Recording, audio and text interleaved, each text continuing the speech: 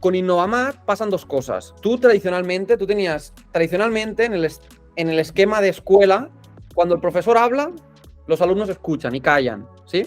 Esto es transmisivo, ¿no? Transmisivo. Ahora no, Innovamat te dice, no. Innovamat es participativo.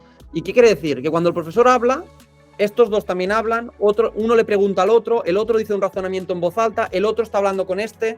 Tú tienes que estar pendiente de todas las conversaciones e influenciar esas conversaciones para que generen riqueza de conocimiento.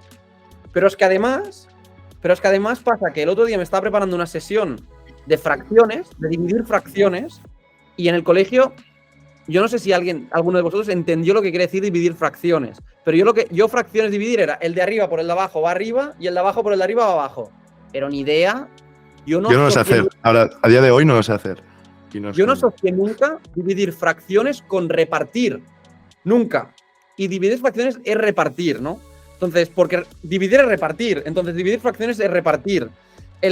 Claro, la sesión de Innovamat lo que busca es construir el conocimiento para que los alumnos entiendan que dividir entre fracciones sigue siendo repartir.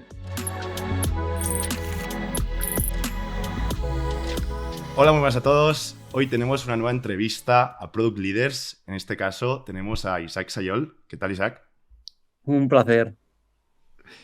Y también con nosotros tenemos a Jeremy Mairés, nuestro coentrevistador de lujo. ¿Qué tal, Jeremy?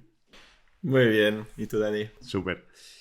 Bueno, Isaac, empezamos preguntando un poquito. ¿Quién es Isaac Sayol? ¿De dónde viene? ¿Cuál es tu historia? Pues mi historia es relativamente corta. Mi historia es cortita. Soy de Barcelona. De formación soy ingeniero de caminos. Estuve también 2 añitos viviendo en Shanghái haciendo un máster y durante la carrera pues empecé el proyecto de Innovamat, que es del que vamos a hablar más hoy. Súper. Entrando más a Innovamat, ¿qué hacéis? ¿Qué es Innovamat? ¿Cuál es el proyecto donde estás ahora?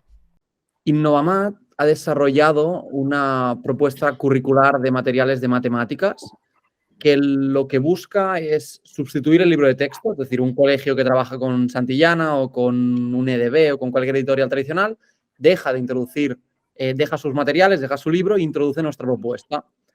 Y principalmente lo que nosotros aportamos a la escuela es un cambio de trabajar mecánicamente y repitiendo por repetición y por memoria a trabajar en torno a la resolución de problemas, en torno a generar que los alumnos desarrollen el pensamiento crítico, sean creativos, piensen. Básicamente es esto.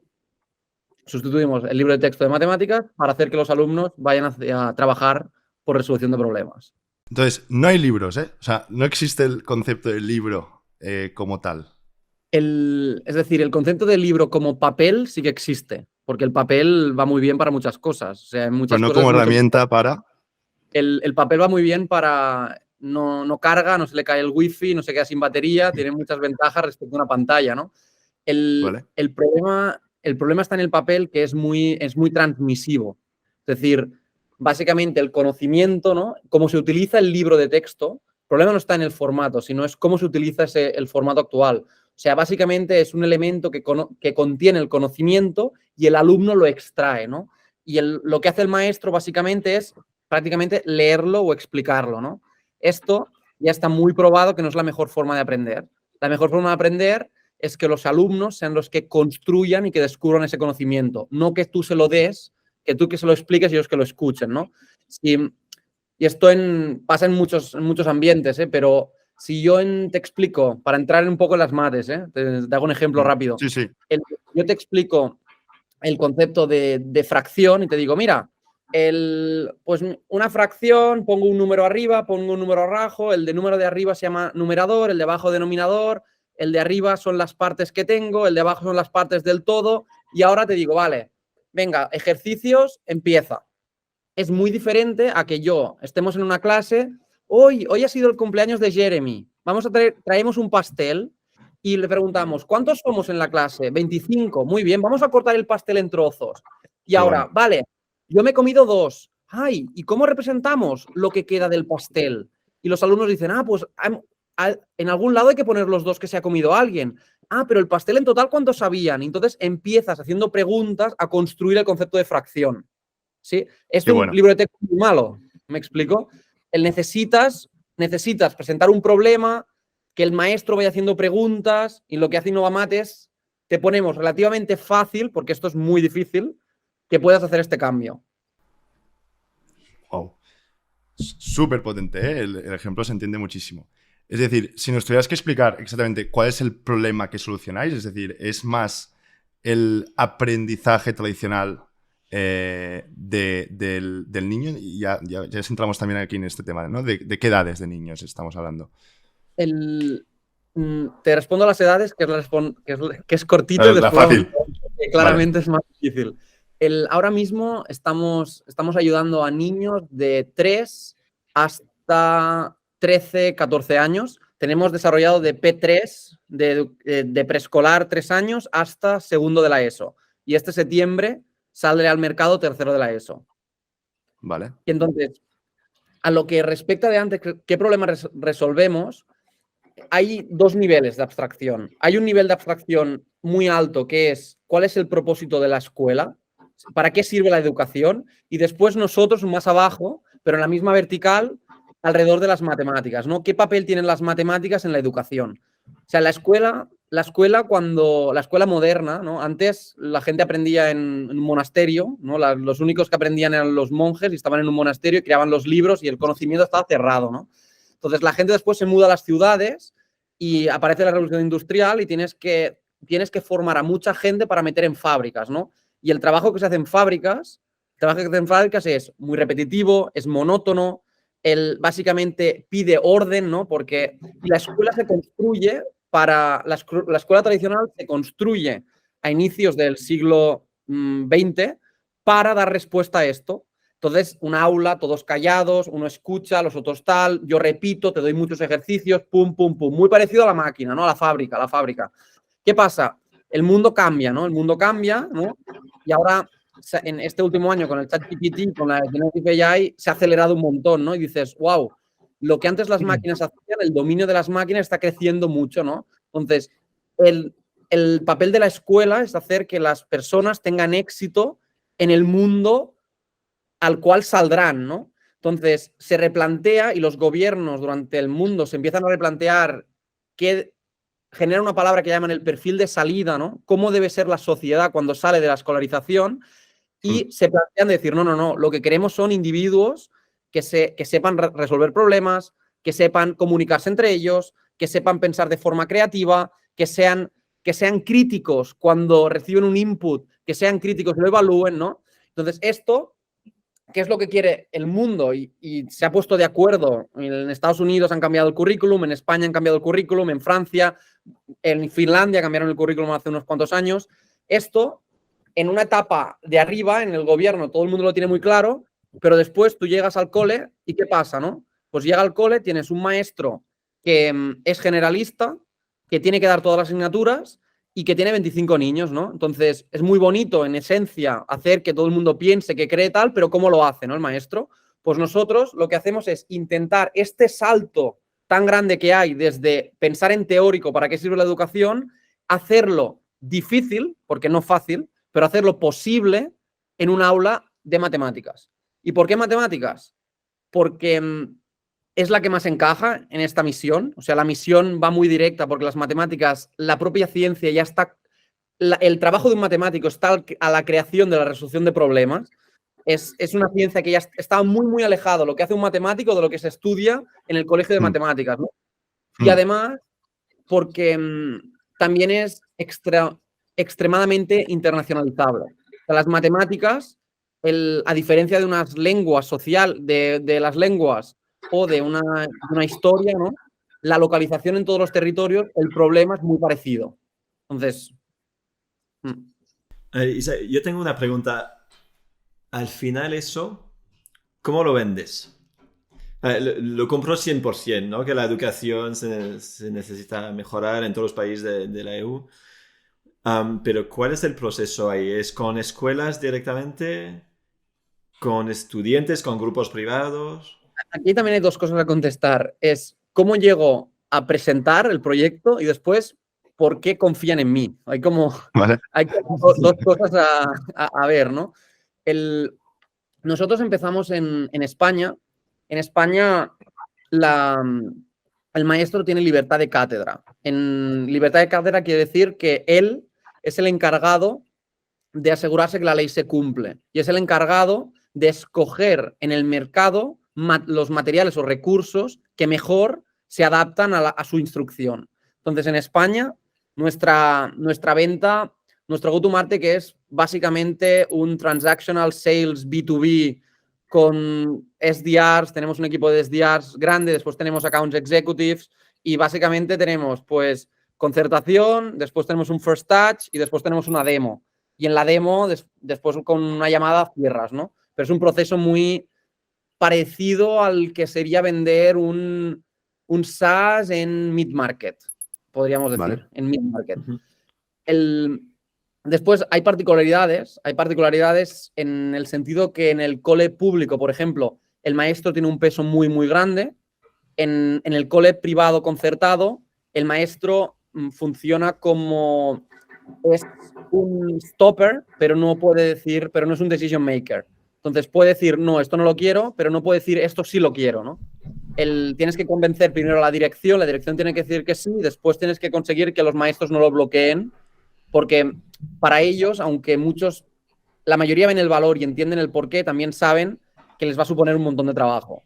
Entonces, hay una situación a veces de fricción en el sentido de ¿debo cambiar hoy? Sí, no. Este es el cambio correcto con los maestros. ¿Y las familias tienen que decidir también, la familia del niño, si quiere esta educación para su hijo?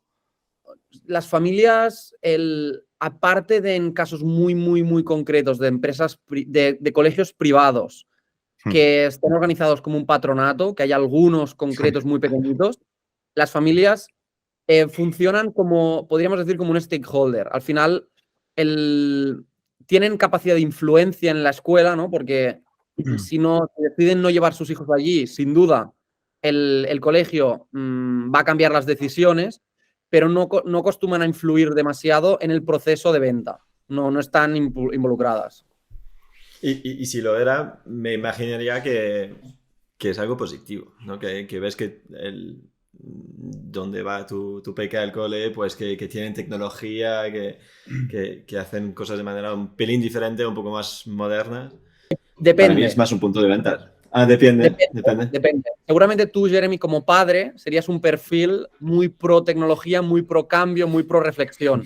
Pero seguramente no eres una representación del total de la población española o mundial, ¿no? O igual menos, ¿eh? No, pero en el sentido de que al final toda familia escoge un colegio o escoge otro para intentar maximizar la oportunidad de que sus hijos, cuando sean mayores, sean felices, ¿no? Y una parte importante de ser feliz atribuimos a tener éxito en la vida, a poder tener un trabajo que te guste, a poder tener una situación cómoda de vida, ¿no? Entonces, las familias, cuando hacen la decisión, ellos dicen, vale, ¿a mí qué me funcionó, no? Por eso hay tantos padres y madres que llevan a los hijos a su mismo colegio. Claro. Esto es muy típico, que lleves a tus hijos a tu mismo colegio que fuiste tú, ¿no? Porque dices, a mí me funcionó, yo creo que a mis hijos también les funcione, ¿no? ¿Qué pasa? Que las familias les cuesta mucho poner en consideración que el mundo donde ellos se graduaron y el mundo donde se graduaron sus hijos es diferente. Entonces, que hay aptitudes que eran valiosas cuando se graduaron ellos, que ahora ya no lo son. Y hay actitudes que no se trabajaban nada cuando ellos se graduaron, que ahora son imprescindibles. Y este cambio no es tan fácil de hacer. Nosotros hacemos muchas formaciones a padres dentro de las escuelas. Una vez ya nos han comprado, nos vamos allí y hacemos un taller, les explicamos por qué las matemáticas han cambiado, ¿no? Las matemáticas son las mismas, pero por qué lo que es relevante aprender en el colegio ha cambiado. Y es porque el mundo que nos rodea ha cambiado, ¿no? También. Muy interesante, muy interesante. Volviendo al profesor, ¿no? Decías que por una parte le gusta la herramienta, pero también puede significar bastante trabajo para ellos. Y entonces, ¿cuál es el proceso de pasaré por tu lado, vamos.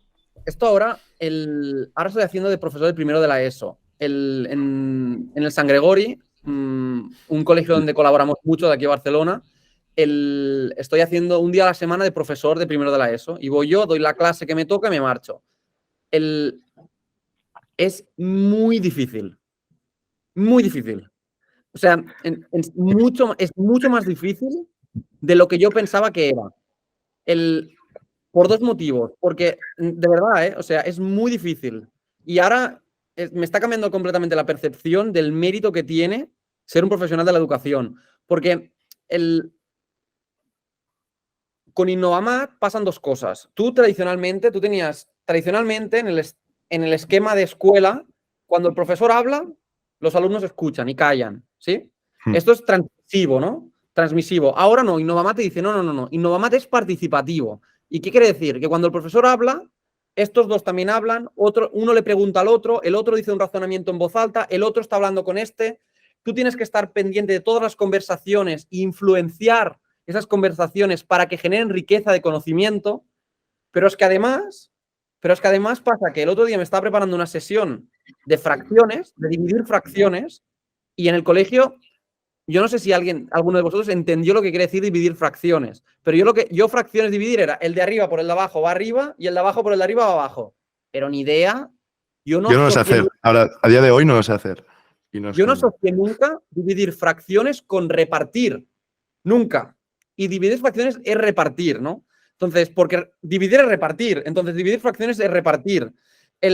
Claro, la sesión de Innovamat lo que busca es construir el conocimiento para que los alumnos entiendan que dividir entre fracciones sigue siendo repartir.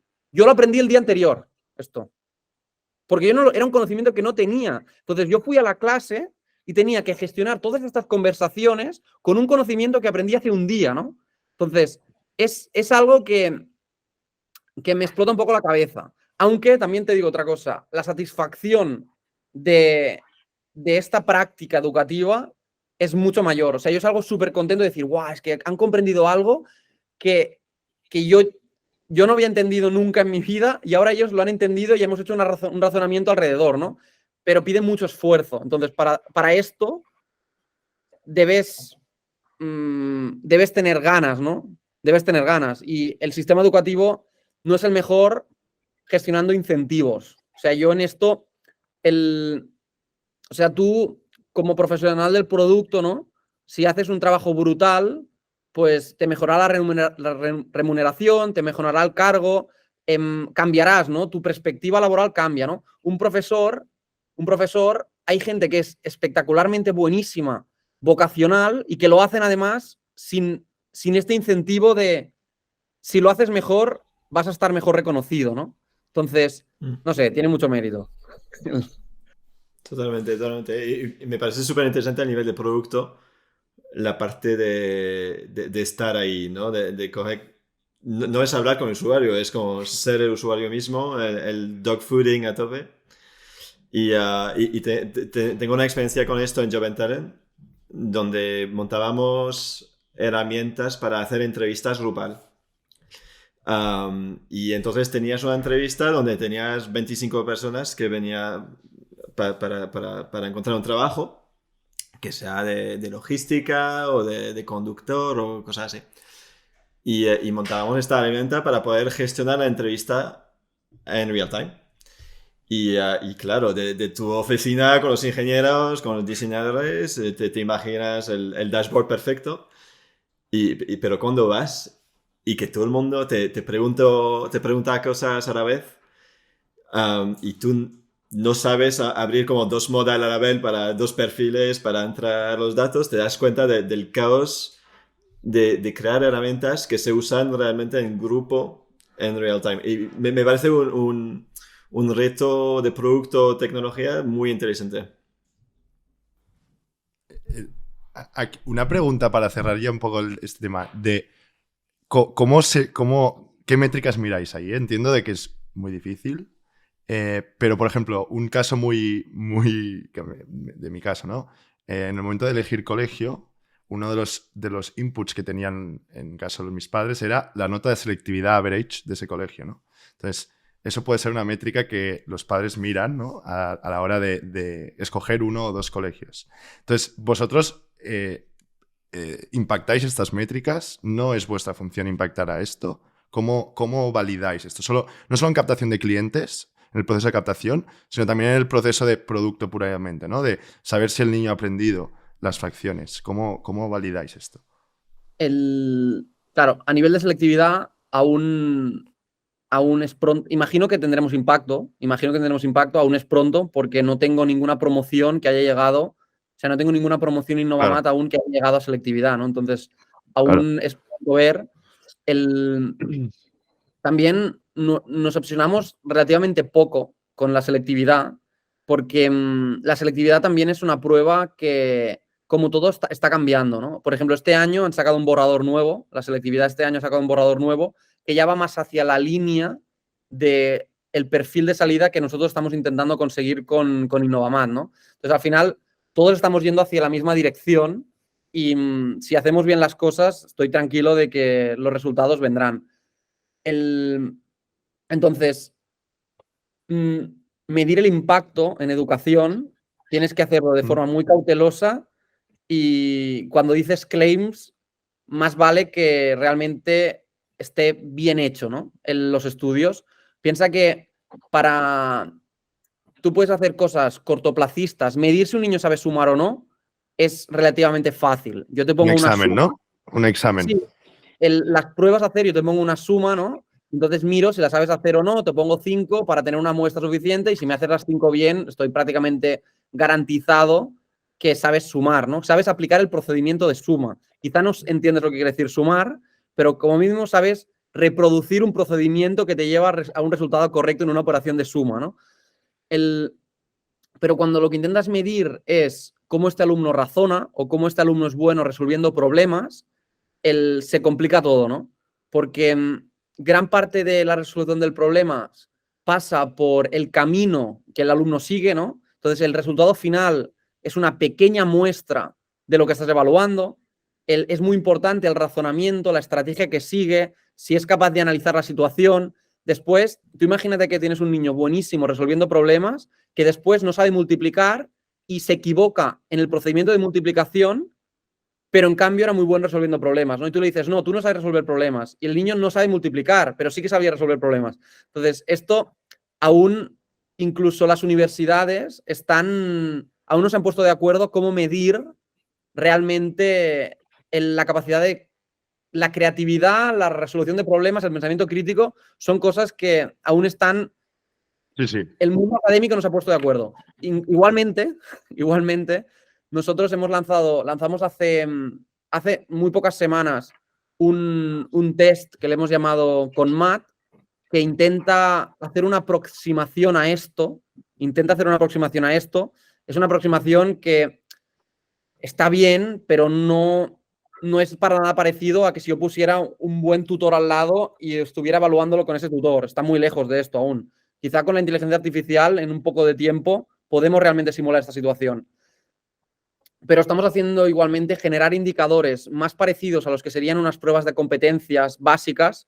En la selectividad es para acceso a la universidad, pero después tienes pruebas también en otras etapas escolares, principalmente las más tradicionales son en sexto de primaria, que intentan medir, que intentan hacer como un baremo universal de todos los centros. Se hace por comunidad autónoma en España, pero es una medición de cómo están los centros y busca evaluar razonamiento, ¿no? Entonces, estamos haciendo estudios en comparación con estos resultados de las pruebas oficiales, tests internos también que los pasamos, y de ahí estamos intentando sacar métricas para ver si el impacto de Innovamat va en la línea que queremos conseguir o no. Sacamos un estudio hace unas semanas, que los resultados preliminares, la muestra aún era pequeñita porque eran unos casi 300 niños que habían hecho, entonces esto es muy poco para que sea un estudio suficientemente importante, pero ya mostraba evidencias comparativamente con los exámenes oficiales que los alumnos están yendo en una buena dirección, pero es pronto. Muy interesante. Pero es verdad que hablamos de lagging indicators, ¿no? Y al nivel de leading indicators, al día a día, ¿miráis como engagement o cómo? Claro, nuestro producto es esto os hago una cosa muy rápida. Sí, de cómo es una clase, ¿no? En matemáticas, más o menos en average, las escuelas hacen 4 horas a la semana, ¿vale? De estos 4 días, 3 días, los alumnos de Innovamat no están con una pantalla. Esto es muy importante. O sea, los 3 días, 3 de los 4 días a la semana, los alumnos están, el profesor proyecta en la pizarra digital unos vídeos, presenta un problema y los alumnos tocan, tienen también unos cuadernos, construyen cosas, están hablando entre ellos, ¿vale? Y el cuarto día a la semana, es el día donde los alumnos hacen práctica, que es lo que he construido, el conocimiento construido en clase, ahora lo aplico y hago la práctica reproductiva. La típica lista de operaciones que hacías en el cole, pues esto de aquí es lo que hacemos en un entorno digital, puramente. ¿Por qué? Bueno, pues porque te permite gamificarlo, te permite adaptarlo al niño, ¿no? O sea, tenemos un algoritmo de inteligencia artificial, no tiene nada que ver con Machine Learning, ni Reinforced Learning, ni nada de estas tecnologías nuevas, sino que lo que tenemos es hemos creado un mapping muy, muy detallado de todos los contenidos que se trabajan de matemáticas y hemos creado un árbol y después hay una función que en función de, tú te ponen un nodo, te da una actividad, como en función de cómo la contestas, te abre los nodos adyacentes y el niño va completando el currículum en función de su ritmo, ¿no? Wow. Y al final de la semana, pues da un informe y se lo da al profesor. Entonces, nosotros servimos contenido para 3 días a la semana en gran grupo, con vídeos y cosas, y la guía didáctica para el profesor haga las preguntas, etcétera, y un día a la semana una aplicación 1 a 1 donde los niños hacen la práctica, ¿vale? Y ya no me acuerdo la pregunta. ¿Cuáles son los leading indicators que miras semana a semana, mes a mes? Exacto. Entonces, de la parte de cada semana, ¿no? De las 3 días a la semana, ¿qué miramos? Pues miramos si los maestros se preparan las sesiones, es decir, si van a las guías, se las leen, no se las leen, si utilizan nuestros recursos para hacer la clase, proyectan los vídeos, no proyectan los vídeos. Después también, al final de cada clase pueden marcar una valoración, pueden hacer, he acabado esta clase y me ha gustado o no me ha gustado y por qué, ¿no? Y entonces vamos acumulando muchos comentarios de cada una de las sesiones. Después hacemos ¿Qué? Sí, podríamos decir. Sí, es más bien como si YouTube te preguntara, como si un youtuber te preguntara cada vez que ves un vídeo suyo si te ha gustado o no te ha gustado y por qué. Es más bien orientado a este nivel. Y de lo que tenemos problemas nosotros también. Al ser un producto que es online y offline, que tengo papel, yo tengo papel, sí. ¿No? Entonces, hay veces que hay conflictos, ¿no? Porque yo digo, vale, ¿es bueno o es malo que estén más tiempo en el gestor? Porque a veces dices, si el tiempo es 0, es malo, porque no están usando nada. Pero si el tiempo es mucho, es que está costando mucho preparar la sesión, es que no lo entienden, es que no sé qué, es que no sé cuántos, ¿no? Entonces, después, él dices, vale, a veces no han estado prácticamente nada y son maestros que están hiper in love porque les encanta el manipulativo, el papel, y están mucho en el offline y muy poco en el online. Y están teniendo hiper éxito con el producto. Entonces, es muy complicado. En mi equipo, siempre, por nuestra casuística de producto, el qualitative data es tan importante como el quantitative data. O sea, sí. Incluso realmente es más importante el qualitative data que el quantitative data. O sea, hacemos muchísimas entrevistas, encuestas, muchas visitas. Tenemos una suerte que nos dejan ir al cole. Entonces, nosotros podemos ir. Yo voy a un colegio y me ven como un Customer Success Expert que va al colegio a ayudar. No me ven como el pesado que me viene a... Esto en un business a veces cuesta, ¿no? Que te dejen ir a ver el contable cómo utiliza el software de facturación. Pues, hombre, esto no te dejan en un B2B SaaS. Pero a mí lo ven como, qué bien, me viene a explicar cómo hacer mejor las clases. Qué bien. Entonces, vamos mucho. Y por el cuarto día de la semana, estos son los 3 días, ¿no? El cuarto día de la semana aquí sí que es puro quanti. Esto es puro quanti. Es qué weekly active users tenemos, cuántos alumnos completan la sesión semanal, de los que completan la sesión semanal, qué normal de resultados salen, qué actividades el algoritmo los ha dado y eran demasiado fáciles, cuáles eran demasiado difíciles, y cada semana iteramos esto. Es muy diferente la parte de clase que la parte individual. La parte individual es muy parecido a un B2C, yo me imaginaría, en que es muy quanti, muy quanti, muy quanti, en el otro hay mucho quali. ¿Y la parte grupal la grabáis y la transcribís después para sacar más cosas de ahí? No, porque esto no sé ni si es legal, porque hay menores, o sea, entonces es Buen muy punto. sensible, o sea, la información que Buen tenemos punto. nosotros es muy, muy sensible. Y piensa que Pues sería información muy buena esta en realidad, ¿no? O sea, de las 4 horas. sin duda, ahora estamos intentando ver si podemos generar evidencias que sean quanti semanales de lo que está pasando en la clase. Pero lo estamos intentando hacer para darle utilidad al maestro, ¿no? Porque realmente donde se produce el aprendizaje y donde se producen las diferencias es en esas 3 horas a la semana. Es donde tú quizá entras en una clase. Nosotros, para que nuestro producto funcione, debes tener a la mayoría de alumnos en lo que le llamamos situación de descubrimiento, que es que cuando tú les presentas el problema de hoy,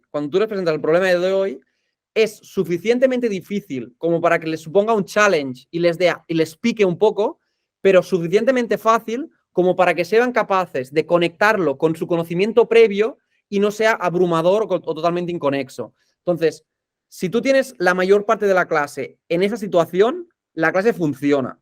Nosotros queremos generar que el maestro pueda hacer preguntas, se pueda apuntarlo y pueda recoger información de lo que va pasando en clase para que él mismo sepa dónde están sus alumnos y cómo ajustar la sesión para maximizar la cantidad de niños que están en esa situación, ¿no? ¿Qué pasa? Que esto es difícil, ¿no? Es un poco, suena a ciencia ficción un poco, pero estamos intentando empezar a hacer cosas para ver, vale, ¿cómo puedo hacer para recoger lo que pasa en la clase y esto utilizarlo para que el maestro pueda mejorar su práctica educativa? Y estamos haciendo cositas, pero aún está verde. Sí, es interesante porque es muy B2B usar el reporting como manera de stickiness, que es un poco eso, ¿no? Y tú te imaginas en el SaaS de accounting, etcétera, como el ejemplo que has compartido. Y ahí es eso, pero crear esta dinámica es complicado porque pues el profesor tiene que tener incentivo o la escuela lo tiene que tener y depende de quién consume esta información. Y tiempo, porque tú imagínate que tienes una clase con 25 niños que se están todos preguntando a la vez y tú imagínate que en ese momento tienes que ir rellenando unas tablas con información de lo que está pasando en No, clase. no puedes. Es imposible. O sea, tú estás con 50.000 cosas y ahora no me hagas nada porque entonces tengo que pensar cómo lo hago para que cuando el profesor acaba de todo este caos, que tiene que estar a tope, sea capaz de recordar lo que ha pasado y me lo pueda volcar de manera rápida antes de ir a la siguiente clase que empieza en 5 minutos. Entonces, la tarea de los docentes es algo mucho más difícil de lo que nos pensamos los que no estamos dentro del mundo docente. Una pregunta aquí, también entendiendo mejor el problema, porque no es un problema fácil. O sea, no es un problema fácil de explicar, sí de ver, pero no es fácil. En la parte de que comentabas, ¿no? De que cada alumno con tecnología podéis hacer que tenga una educación muy ad hoc de sus necesidades. Forma parte importante de vuestra value prop aquí, es decir, no solo el hecho de rehacer cómo se explican matemáticas, sino el hecho de cada alumno es diferente, cada alumno es un mundo y la forma de aprender de cada persona no tiene nada que ver, que a día de hoy yo veo uno de los pains más importantes del negocio tradicional de la educación, ¿no? O sea, los libros están bien y tal, pero cada alumno es diferente y todos tienen el mismo examen, ¿no? Entonces, esto es una parte importante también. Está en 2 niveles. O sea, el pain número 1 es hacer el cambio a competencial. Este es el motivo de existencia. O sea, el cambio de mecanizar y repetir a pensar, crear, razonar. Esto es el origen de Innovamat. Y para que esto pase, es muy importante un entorno donde la gente pueda hablar entre ella, porque el conocimiento se construye conversando. Es un poco tú hablas con el otro piensa, te explica un razonamiento, tú lo entiendes, construyes encima de él. Es lo mismo que construyes un producto, que no estás solo en una caja de cristal conociendo. Lo mismo pasa en una clase cuando quieres descubrir las matemáticas, ¿no? Pero cuando esta capa está cubierta, la siguiente parte más importante es la personalización. Entonces, estamos aún nosotros en la propia clase, Porque piensa, 3 horas a la semana en grupo, un día a la semana sueldos. Entonces, yo lo que tengo que cambiar son estas 3 horas. Claro, justo. ¿Qué hago ahí, no? Entonces, nosotros cuando diseñamos actividades, o sea, diseñamos un reto, lo que hacemos es diseñar un reto que le llamamos suelo bajo, techo alto. Que eso se entiende muy bien con el pádel. El pádel es un juego que gusta a mucha gente. Es un juego que gusta a mucha gente porque el primer día que vas te lo pasas bien y el 100 día que vas también. Es un juego que entrar en el juego es muy fácil y el primer día ya estás dando algún palo, ya le das alguna bola y haces algo, pero el mastery de la skill está muy, muy arriba, ¿no? Entonces nosotros lo que intentamos es diseñar actividades que todos los niños de la clase o la gran mayoría de niños de la clase pueden decir algún razonamiento, pero que la propia actividad te permite estirar, ¿no? Y con esto lo que hacemos es que la instrucción grupal se vuelva un poco más personalizada, porque las preguntas, le damos una batería de preguntas al maestro encima de cada problema y las preguntas ya tienen muchos grados de abstracción diferente. Entonces, tú puedes hacer preguntas genéricas a la clase y después a niños específicos que van mucho más allá, le haces preguntas específicas, pero en el mismo contexto. No, lo que no haces es... hay un framework que nos gusta de Begoña Martínez que dice: la atención a la diversidad debe cumplir presencialidad, participación y progreso en la clase. Los niños todos deben estar juntos. Si empiezas a separar los buenos con los buenos, los malos con los malos, no sé qué, estás etiquetando y condenando de por vida. Unos van a hacer unas cosas y los otros no, y lo estás matando. Participación, debes generar cosas donde en la clase todo el mundo pueda decir algo. Y después progreso, hay que medir que todos avanzan, ¿no? Entonces, ahí tenemos mucho foco en el grupal, pero después en el individual, sin duda lo que estamos haciendo es un catálogo cada vez más grande y más grande y más grande de actividades con ayudas también, porque nuestro algoritmo de adaptabilidad en la parte individual hace 2 cosas, que simula un poquito lo que hace un tutor particular. Un tutor particular te pregunta a ti, Dani, y te dice: vale, yo creo que a Dani le va bien este problema, y le da el problema, ¿no? Pero entonces Dani tiene el problema delante y empieza a hacer, y quizás se encalla, o quizá lo hace muy bien. Entonces, si se encalla, el profesor no dice: Dani, te cambio el problema y te pongo otro. Que esto es lo que hacen todos los edtechs. O sea, no, lo que haría el profesor es decirte: ah, Dani, pero has pensado, ¿y esto? ¿Has pensado esto? Y Dani haría: ah, vale, y continúo, ¿no? Entonces nosotros, esto le llamamos adaptabilidad local. Tenemos 2 algoritmos, uno de adaptabilidad global que te sitúa en el problema y uno de adaptabilidad local que te acompaña mientras lo resuelves. Hay como dos etapas de adaptabilidad. Siguen siendo, no es ChatGPT, ¿eh? O sea, que ahora está muy de moda esto. O sea, a mí no me gusta, yo los bluff, yo no puedo con los bluff. Nosotros no hacemos machine learning. Lo que tenemos es un grupo en la empresa hay un grupo de 11 PhDs en ciencia de la educación matemática que llevan acumulados, no sé cuántos años llevan de experiencia, pero prácticamente todos ellos llevan 20 años de instrucción a sus espaldas. Y lo que están haciendo es, para cada ejercicio concreto, decidir: vale, yo en este ejercicio creo que un alumno puede ir por aquí, por ahí, por aquí, por allí, por allí. Y a este alumno le diría esto, a este le diría lo otro, a este le diría lo otro. Y todo esto lo programamos. Wow. No es un chat, 11 personas tenéis allí. 11 personas. Es una burrada. Tenemos un grupo de 11 PhDs que anteriormente habían hecho publicaciones para otras editoriales mucho más grandes que la nuestra, o sea, para empresas de educación mucho más grandes que la nuestra, que antes escribían sus libros de texto y se han juntado aquí para intentar hacer posible el cambio, ¿no? Ven que nosotros no vamos a hacerles vender libros y que no vamos a obligarles a encorsetarlos en lo que la editorial tradicional hacía, sino que les estamos dejando un poco rienda suelta a su creatividad, y por eso decidieron juntarse con nosotros. Sí, sí. Muy interesante. Lo que dices sobre AI y ChatGPT, se ve mucho un miedo que tengo con AI, que quitamos demasiado el obstáculo, ¿no? Y que eso es lo que hace es que aprendes, ¿no? Lo dejamos demasiado fácil y que justo usar AI en educación tiene un poco esto... Hay una presentación muy chula que hizo Sal Khan, hace unas semanas en TED, una TED Talk, el fundador de Khan Academy, que presentaba Khanmigo, el AI que lanzarán, bueno, que está en beta en US, pero aquí en España nunca nos llega nada y aún no podemos usarlo. Está en beta en US, pero iba mucho, están entrenando particularmente el modelo para que sea muy socrático, para que utilice la pregunta socrática y si un niño te dice, pero dame la respuesta, y el modelo te pregunta, te contesta en plan, no, pero explícame dónde te has encallado y por qué te has encallado aquí. Es que esto aún está en un early stage, pero yo creo que si se juntan muy buenos educadores con buenos tecnólogos, se puede hacer algo espectacular a nivel de educación, sinceramente. Ya que has tocado el tema de iOS, ¿qué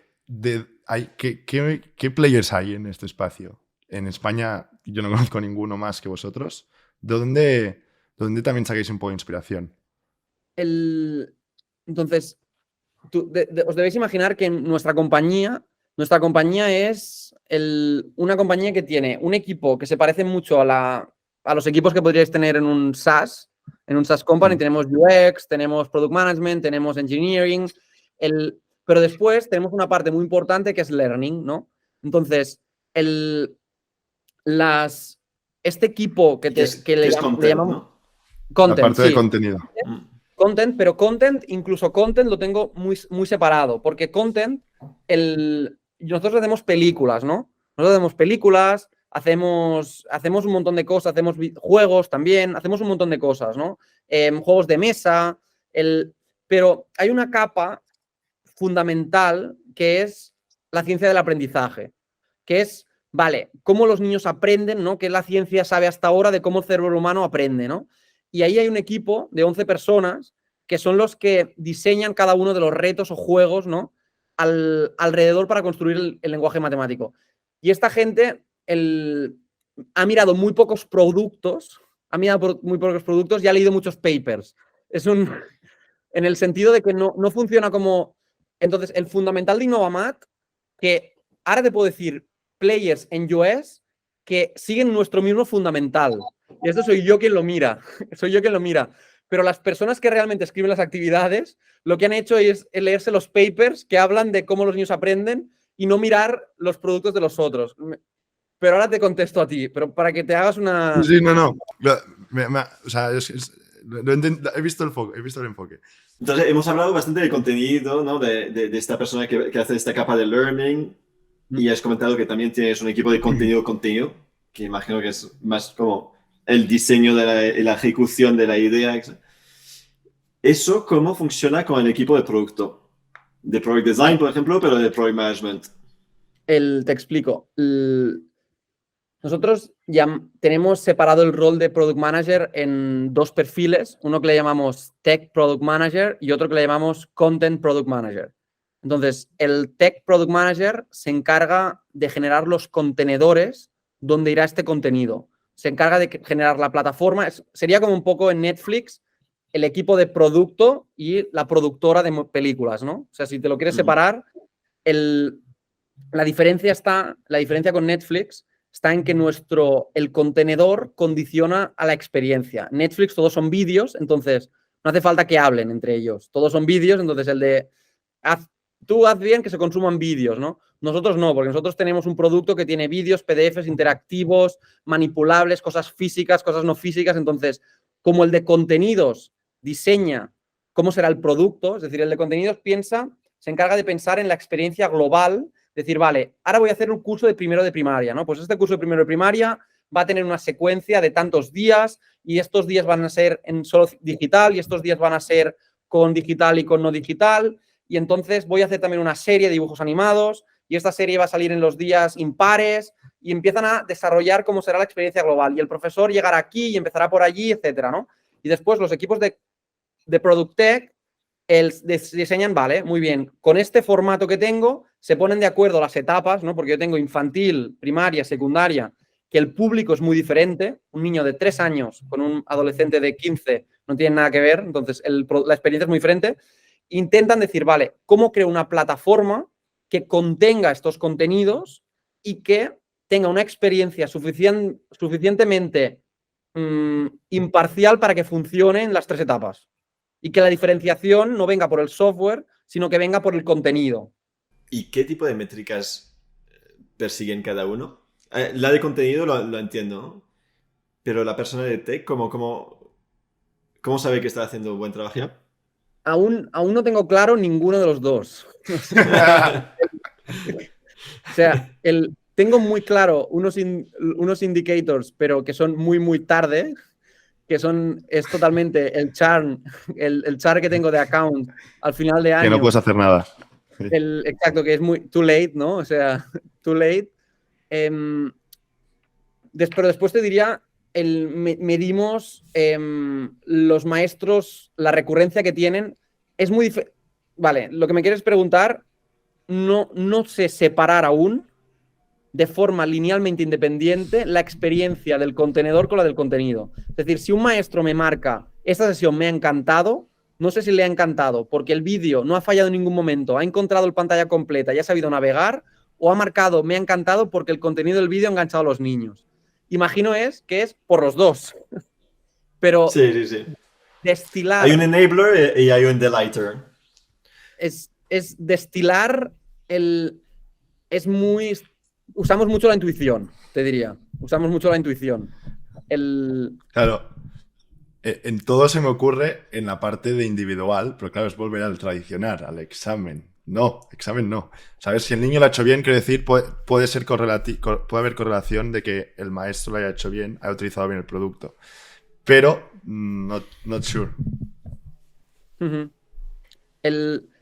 Los resultados que los alumnos tienen en la parte individual, sin duda tienen mucha influencia. La influencia es lo que está pasando en la clase, sin duda.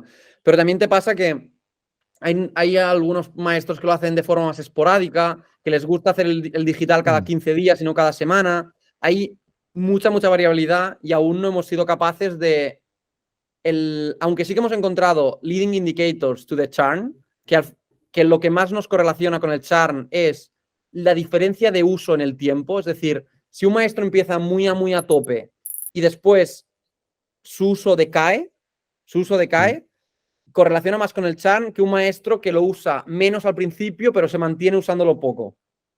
Hemos visto que el diferencial entre meses, ¿no? Miramos por trimestres, en el primer trimestre, en el segundo trimestre, cómo se comportaba el maestro. Pues si la curva baja, es un potencial churn mucho más que si la curva era baja, pero se mantiene, ¿no? Por eso que os decía que quizás está muy contento con el papel y el digital lo quiere solo una vez cada 2 semanas, ¿no? Entonces es complicado, pero también divertido. O sea, si fuera muy obvio, sería un rollo. Claro. Y al nivel de ventas, sí. ¿Qué es el punto de valor que vende mejor? ¿No? ¿Es más la plataforma y cómo está hecho o realmente la capa de learning, de cómo está pensado? Te contestaré muy fácil. Los primeros 370 calls no teníamos software. O sea, te contesto. ¿A cuántos calls estáis?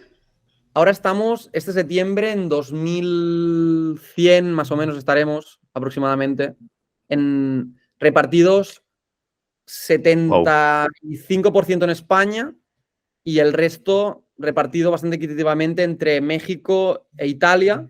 Y tenemos ya los primeros clientes, nos han comprado 3 distritos pequeños en Estados Unidos y después países más pequeños como Chile, Ecuador, Colombia, que también tenemos algún cliente, pero es más pequeñito. Enhorabuena. Y además sigues haciendo dog fooding en 2000 colegios. Wow, qué animalada, qué animalada. ¿Y cuántos países, no? Diferentes. Demasiados, seguramente. ¿No? También, o sea, yo no tenía, tanto el equipo fundador, realmente somos aún muy jóvenes y nuestra experiencia profesional es únicamente Innovamat. Entonces, ninguno de nosotros sabía lo que quería decir internacionalizar una compañía, y menos una compañía que tiene un producto que pide localización. O sea, el producto de México no es el mismo que el de España. Y no me refiero a que he cambiado los copies para ponerlos en español latino, sino que he tenido que adaptar el currículum a que cumpla la ley mexicana. Entonces, tengo una parte de los contenidos y de la secuencia didáctica que la he tenido que adaptar para que encaje en el currículum mexicano, ¿no? Entonces, este pain es grande. Y la traducción también, como os podéis imaginar, tengo mucho volumen de palabras y no puedes traducirlo mal. Es un producto educativo. O sea, no puedes permitirte que hayan palabras mal escritas. Bueno, una de cada 100 palabras está mal. Pues no sirve en un producto educativo. Tienen que estar todas bien. Entonces, esto ha sido un challenge y al principio nos pasamos de demasiados países, la verdad. Ahora estamos mucho más focalizados en los mercados en México e Italia y en Estados Unidos. Estamos poniendo mucho foco ahora en Estados Unidos. ¿Con currículum en inglés o en español? Sí, lo tenemos. El producto lo tenemos en catalán, castellano, euskera, italiano, inglés y español latino. Vale. Sí. Uf, un follón. Sí, no, complicado escalar contenido. Una pregunta un poco más sobre la estructura de equipo. Perdón, Dani. Por favor.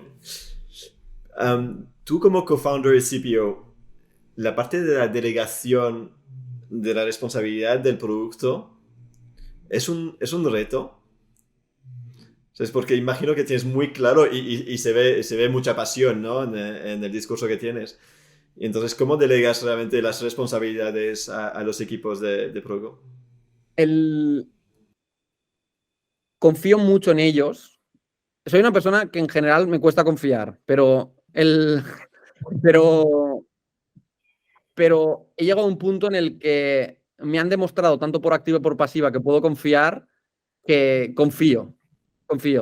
Igualmente, me gusta saber todas las iniciativas que están pasando en Innovamat. O sea, me gusta entender el roadmap muy... No me meto en las decisiones pequeñas, pero intervengo a nivel de coach, intervengo a nivel de coach con todas las decisiones grandes y no quiero tener más proyectos de los que puedo llegar a entender que están pasando.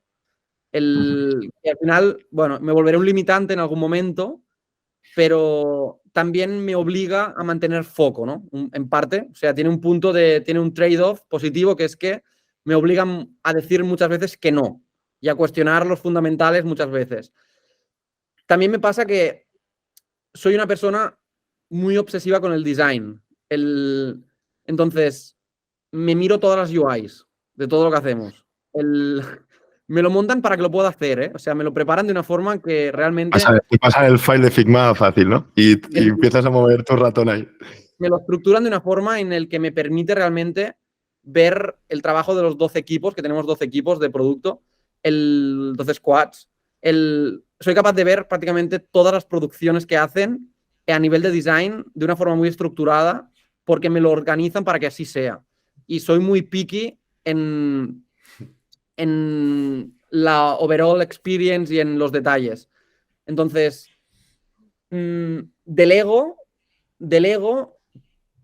pero estoy cerca. Sí. Hay que estar hands-on, pienso, hasta un nivel. O sea, a mí me pasa que si yo... Mi función al final, yo no ejecuto nada, pero intento orientar en todo, ¿no? Y me cuesta orientar si no conozco los detalles de algo. O sea, yo no puedo orientar desde... Bueno, estamos haciendo algo para... El maestro quiere entender lo que hace el niño en su gestor. Ah, vale, bueno. Claro, yo ahí no te puedo dar... Yo no te puedo evaluar si una cosa está bien hecha o no con una frase. Yo necesito entenderlo. Entonces, me meto mucho en el... Yo voy por arriba, bajo, subo. Bajo, subo. Es como pero para opinar hay que conocer, ¿no? Entonces también por eso limito la cantidad de proyectos que hay para poder hacer este ejercicio. A veces es demasiado porque eso te puede hacer ir lento, ¿eh? También hay el punto de que quizá te vuelves un bottleneck o de momento no pasa. El bottleneck es engineering, imagino como en todas las empresas. Pero bueno, funciona. También te diría, la organización que tenemos para nada es perfecta. De hecho, ahora estamos planteando una reorganización. Estamos planteando reorganizarnos porque es complicado, que tenemos muchos proyectos que están afectando muchos equipos y entonces se generan muchas interdependencias. Las interdependencias son muy malas porque el ownership se pierde. se frustra una persona cuando le toca algo que no ha diseñado. Entonces, estamos en un punto en el que de intentar, sin perder la dirección, dar autonomía. No sé. Sí. Personalmente pienso que una buena estructura es de tener muchos ISACs y de poder como dividir en verticales varios ISACs que pueden ser muy hands-on, pero que también ponen, pues, lo que ha dicho, ¿no? Dive y...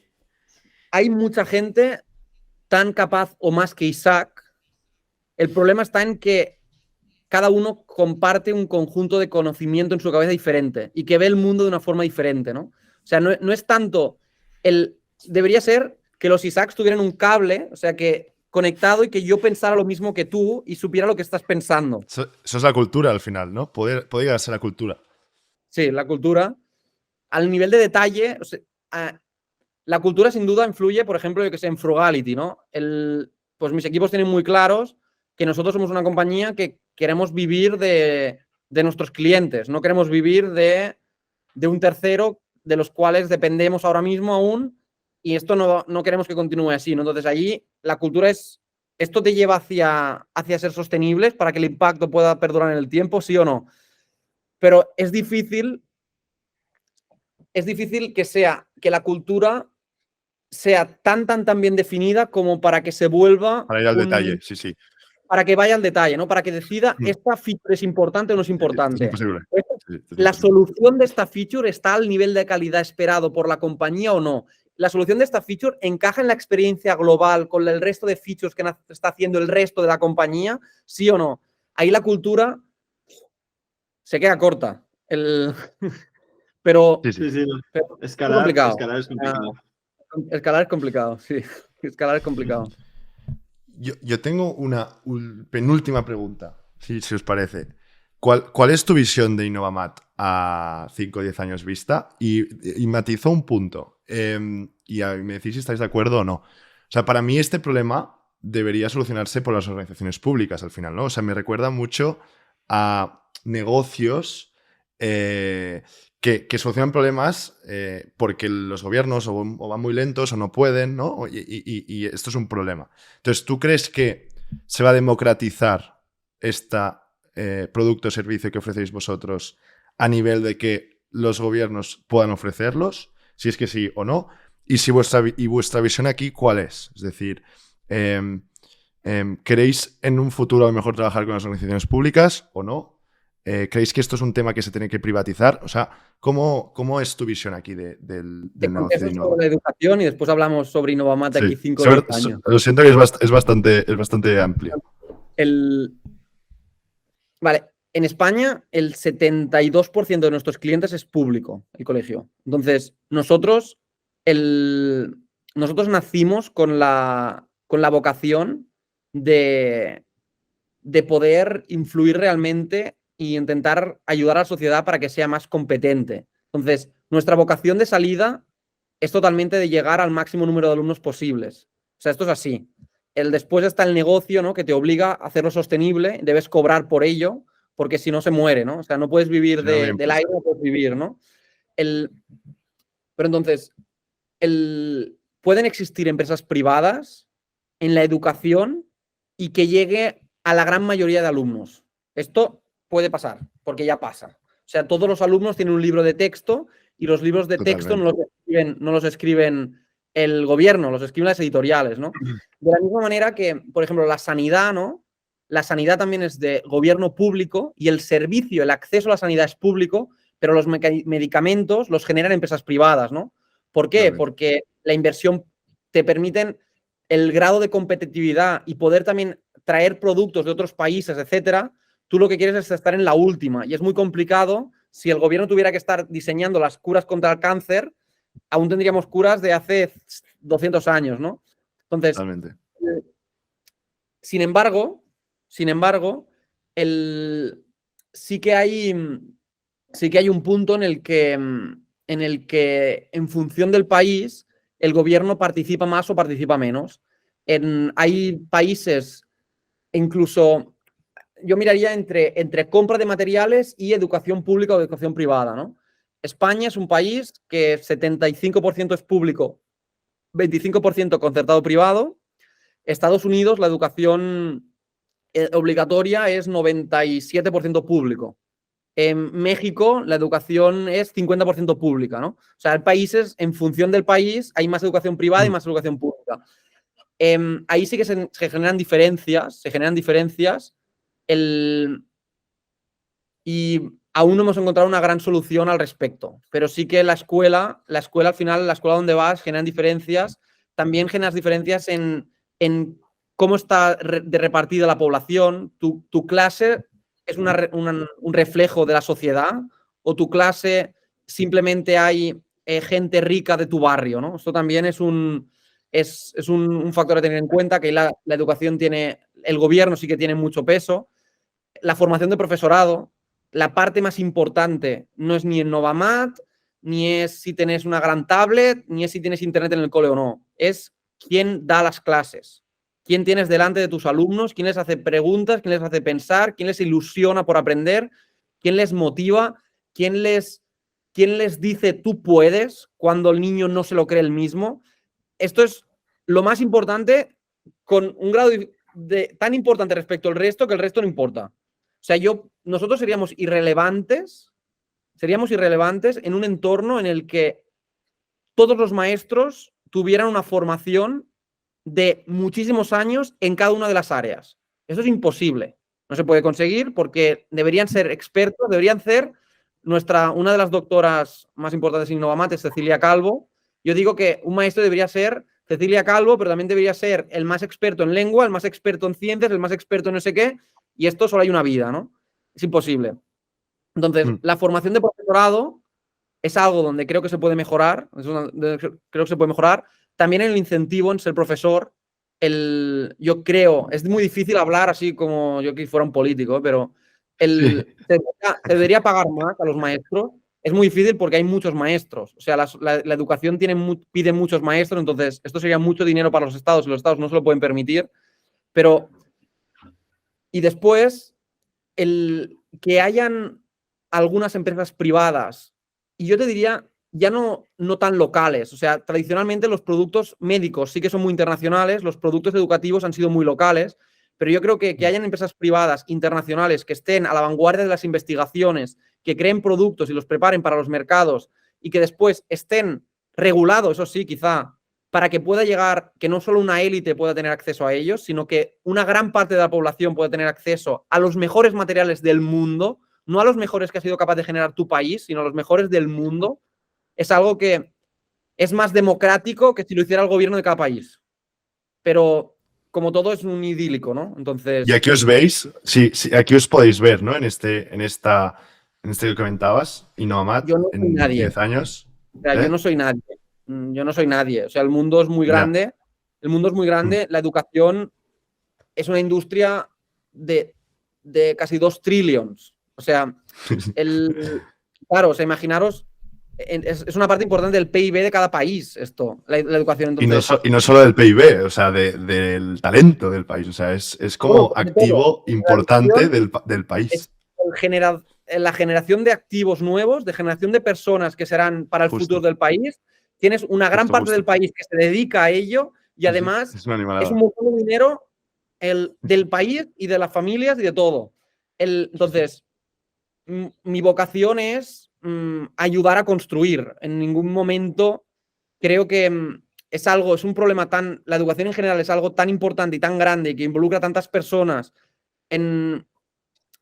que me imagino en algún momento poder estar ayudando a millones de niños y niñas a desarrollar competencias y a no tener miedo a aprender ni a las matemáticas y poder trabajar con gobiernos para ofrecerlo a muchos más niños, sin duda.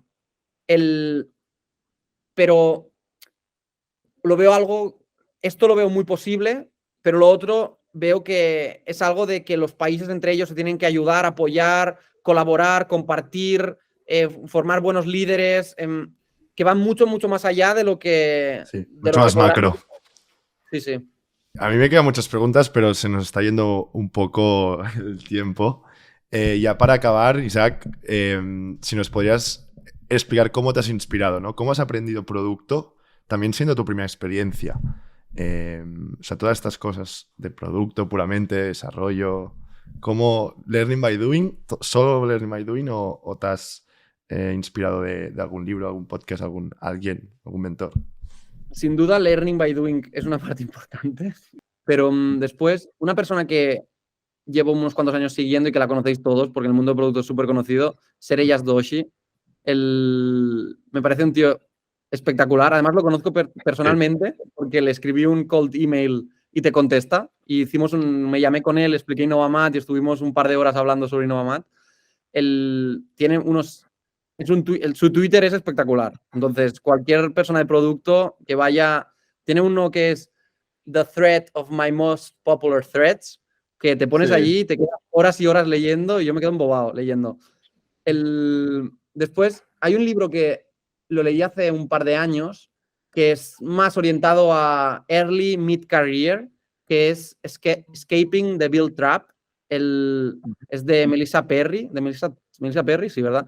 Que también me gustó mucho. Es un libro que para esa etapa de profesional yo creo que es un libro que te ordena ideas. Es decir, escuchas un montón de cosas de Product Manager, el VP de Product, Strategy, el no sé qué, el no sé cuántos, el Roadmap. Y aquí es un libro que te ordena un poco, te ordena la cabeza. Hablando con el consumidor, para hablar con cliente, el que más me ha gustado es The MAM Test. Es un libro que me lo leí y también me gustó mucho. Muy famoso. Hay un sitio que voy muy frecuentemente que es growth.design, que no sé si lo conocéis. No lo conozco. Es una página web que ponen, son dos chicos que son product designers y ponen casos y evalúan productos en plan, la UI de Tesla. Qué guay. Y lo tienen en un formato espectacular en la web y ya han sacado un curso también de Product Psychology que está genial. Y no sé, y escucho un montón de podcasts también. Uno que me gusta mucho es Acquired, que hacen... Este es para muy frikis, o sea, tienes que ser muy, muy friki. ¿Cuántas horas son? ¿Cuántas horas son de entrevistas? Mira, hace 2 semanas me acabé el último que es el de la historia de Nintendo y son 7 horas. La historia de Nintendo. 7 horas, ¿no? Sí, sí. 7 horas. 7 horas. 7 horas. Pero aprendes. O sea, es esto que te digo que si te quedas en la superficialidad de las cosas, ahí aprendes y entiendes el porqué de las decisiones y aprendes cómo las empresas generan ventajas competitivas que persisten en el tiempo. No sé, me hace mucho pensar. Y después también otro que me gusta mucho es How I Build This, que también habla... Gay Raz. El Gay Raz, correcto. Me gusta un montón. Es brutal. Muy bueno. Me gusta mucho este podcast también. Y bueno, escucho muchas otras cosas, pero creo que es suficiente la lista. Ya para acabar, un producto digital que te guste mucho. Un producto digital que digas, soy fan. Últimamente, Airbnb me ha vuelto a reconquistar. Sí. Hace 2 años que... O sea, es que justo hoy estaba escuchando, también tengo un bias de hace muy poco que escuché una entrevista que le han hecho a Brian Chesnick en The Startup News, o un podcast se llama, que explica tal sobre el cambio que hizo en la empresa, etcétera. Y realmente los últimos 2 años están un poco, yo creo que marcan la vanguardia de lo que es el product design y también la experiencia tan increíble que tienen entre desktop, mobile, el responsive del producto, la coherencia que tiene todo, algunos momentos también de sorpresa y cosas que las hacen just to the light, I would say. Tiene como unas sutilezas el producto, cómo conecta también con un producto que al final, un producto digital no deja de ser algo frío, cómo conecta con la emoción de que puedas entender al host y que puedas imaginarte dónde irás. Tiene algo que, no sé, que desde hace 2 añitos que es un producto que sigo mucho y me gusta. Y son muy buenos haciendo product marketing. Buenísimos con los vídeos que sale con el perro por ahí y dice los 50 novedades que te presenta Airbnb en esta Fall Edition. Pues sí. En Product Design también, sí, en Product Marketing, en Product Design. Hace unos 10 años o algo trabajaba como Product Manager en una compañía de turismo. un copycat de Airbnb, vamos, que se llama Wimdu. Y justo en este momento sacaron un Airbnb cuando por un lado tenías los listings, tenías los pisos, y luego toda la mitad de la pantalla era el mapa. Y era como algo revolutionary. Todo el mundo estaba como, ostras, ¿cómo van sacando eso? Y qué guay, ¿no? Y luego pues... Y a partir de ahí todas le copiaron. Después todas le copiaron. Todas las empresas hacen lo mismo. Ahí estaba yo, sí. Pues, Isaac, muchísimas gracias. Ha sido un podcast, yo creo, hoy muy, muy interesante. Hemos aprendido muchísimo. Aún no siendo type of user, porque yo no tengo hijos, pero es súper interesante conocerlo. Y nada, te agradecemos muchísimo que hayas venido. A vosotros, me lo he pasado muy bien. Muchas gracias, Isaac. Un saludo, Gracias. un abrazo. Adiós. Adiós.